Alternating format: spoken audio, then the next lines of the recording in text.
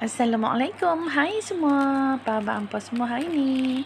Okey hampa, lah ni musim-musim buah kan, macam-macam buah dia ada. Jadi kalau nak makan tu berpada-pada lah, sebab buah-buahan pun tinggi kadar gula.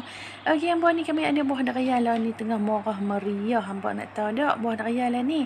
Ni kami beli sebiji RM1 je bang hampa. Tengoklah tu isi dia kan, tak kalah hampa.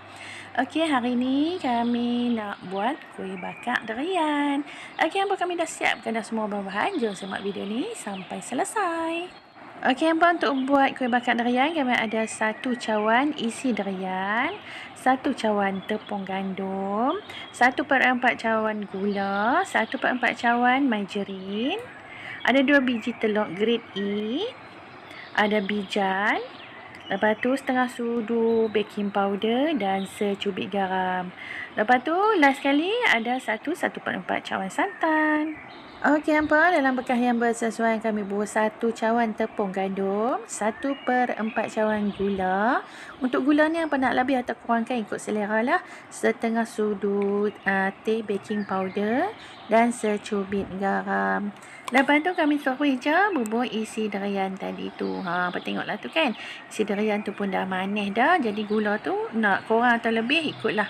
Kami tambah setengah daripada santan tadi untuk mudahkan kita nak kacau semua bahan-bahan ni.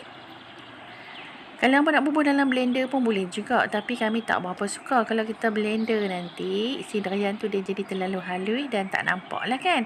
Kami lebih suka macam ni, nanti bila kita bakar potong nampak lagi isi durian tu. Okey, hampa dah kacau sebati, tambah lagi baki santan tadi, kacau-kacau lagi.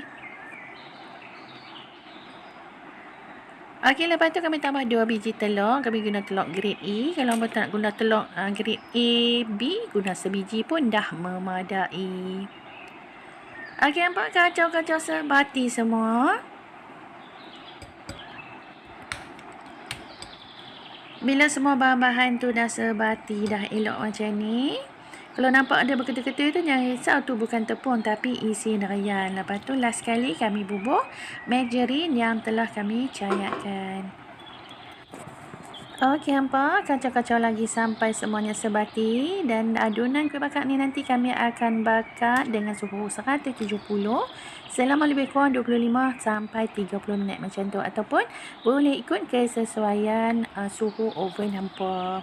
Okey hampa, kami guna loyang macam ni. Nak guna loyang apa-apa pun tak jadi masalah, tapi pastikan loyang ni hampa dah panaskan dulu di atas dapur bubuh minyak supaya nanti bila kita bakar kuih bakar kita tu tak melekat.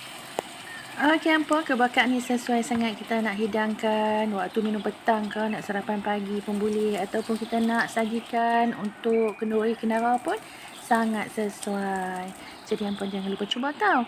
Okey hampa, bila bubuh dalam loyang penuh macam ni dah, tambah pula bijan di atas dia tu. Okey, nanti kita akan bakar dan tunggu hasilnya. Alhamdulillah hampa, lebih kurang dalam 30 minit macam tu, inilah hasil dia kuih bakar durian. Alhamdulillah nampak kuning keemasan walaupun tanpa pewarna tambahan.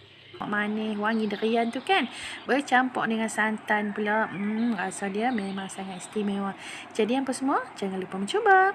Okey, sebelum kami nak mengakhiri video hari ini, jomlah kita sama-sama berdoa supaya kita semua sentiasa dalam perlindungan dan rahmat Allah SWT. Semoga Allah sentiasa menjadikan kita hamba yang taat dan kuat beribadah kepada Allah SWT, dan semoga Allah sentiasa melancarkan rezeki kita, dan yang paling penting semoga Allah kurniakan kita zuriat serta keturunan yang soleh dan soleha. Amin amin ya rabbal alamin. Okey hampa semua, sampai jumpa lagi di lain video. Assalamualaikum. Bye.